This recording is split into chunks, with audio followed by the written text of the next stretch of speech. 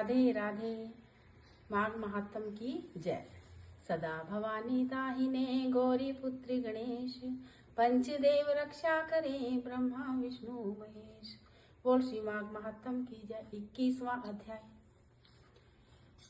लोमस जी कहने लगे कि पूर्व काल में अवंती देश में वीरसेन नाम का एक राजा था। उसने नर्मदा के किनारे राजसु यज्ञ किया और अश्वमेध यज्ञ भी किए, जिनके खंभे सोने के बनाए गए। ब्राह्मणों को अन्न का बहुत सा दान दिया गया और बहुत सी गौएं, सुंदर वस्त्र और सोने के आभूषणों से युक्त दान दी। वह देवताओं का भक्त और दान करने वाला था।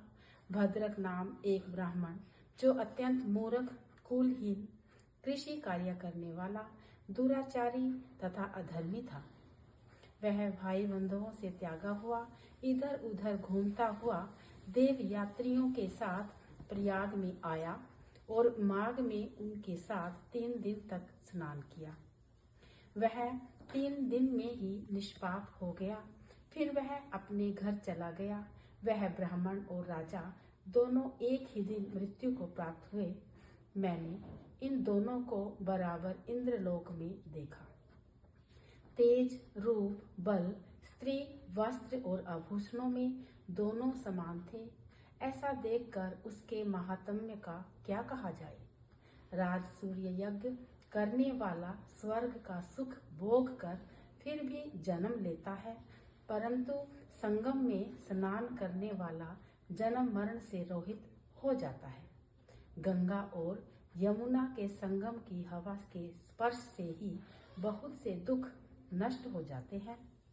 अधिक क्या कहें, और किसी भी तीर्थ में किए गए पाप माघ मास में प्रयाग में स्नान करने से नाश हो जाते हैं। मैं पिशाच मोचन नाम का एक पुराना इतिहास सुनाता हूँ। इस इतिहास को यह कन्याएं और तुम्हारा पुत्र भी सुने, उससे इनको स्मृति प्राप्त होगी। पुराने समय में देवद्रुति नाम का एक बड़ा गंभीर और वेदों का पारंगत एक वैष्णव ब्राह्मण था। उसने पिशाच को निमुक्त किया था। वेदनिधि कहने लगे कि वह कहाँ का रहने वाला, किसका पुत्र, किस पिशाच को उसने निर्मुक्त किया। आप विस्तार पूर्वक यह सब कथा सुनाइए। लोमश ऋषि ने कहा कि पज्ञ में निकली हुई सुंदर सरस्वती के किनारे पर उसका स्थान था। जंगल के बीच में पुण्य जल वाली सरस्वती बहती थी।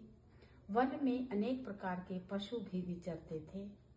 उस ब्राह्मण के श्राप के भय से पवन भी बहुत सुंदर चलती थी तथा समय पर वर्षा भी बरसती थी और वन चैत्र रथ के समान था।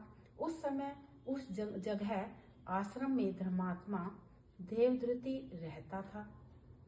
उनके पिता का नाम सुमित्र था और वह लक्ष्मी के वरदान से उत्पन्न हुआ था। वह सदैव आत्मा को स्थिर रखता, गर्मी में अपने नेत्र सूर्य की तरफ रखता, वर्षा में खुली जगह पर तपस्या करता, हेमंत ऋतु में सारस्वत सरोवर पे बैठता और त्रिकाल संध्या करता। जितेंद्रिय और सत्यवादी भी था। आपसे आप गिरे हुए, अपने आप गिरे हुए फल और पत्तियों का भोजन करता था। इसका शरीर सूख कर केवल हड्डियां मात्र ही रह गई थी। इस प्रकार उसको तप करते हुए देखकर वहां पर 1000 वर्ष बीत गए। तप के प्रभाव से उसका शरीर अग्नि के समान प्रज्वलित था।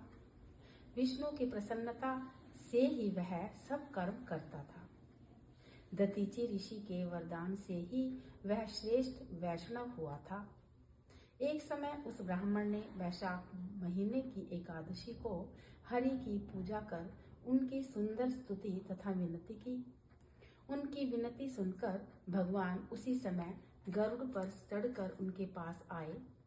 चतुर्भुज विशाल नेत्र, मेघ जैसा स्वरूप भगवान को स्पष्ट देखकर प्रसन्नता के मारे उनकी आंखों में आंसू भरकर आए और कृतकृत्य होकर भगवान को प्रणाम किया। उसने अपने शरीर को भी याद न रखा और भगवान के ध्यान में लीन हो गया।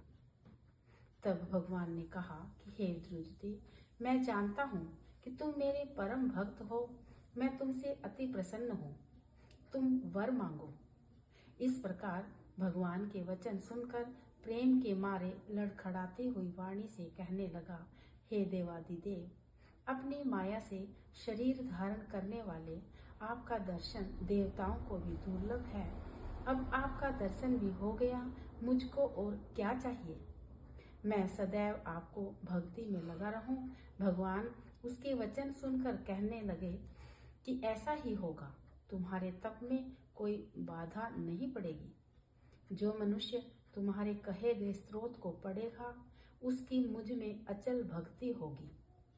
उसके धर्म कार्य सांगोपांग होंगे और उसकी ज्ञान में परम निष्ठा होगी। माघ महात्म की जय। 21वां अध्याय समाप्त। राधे राधे।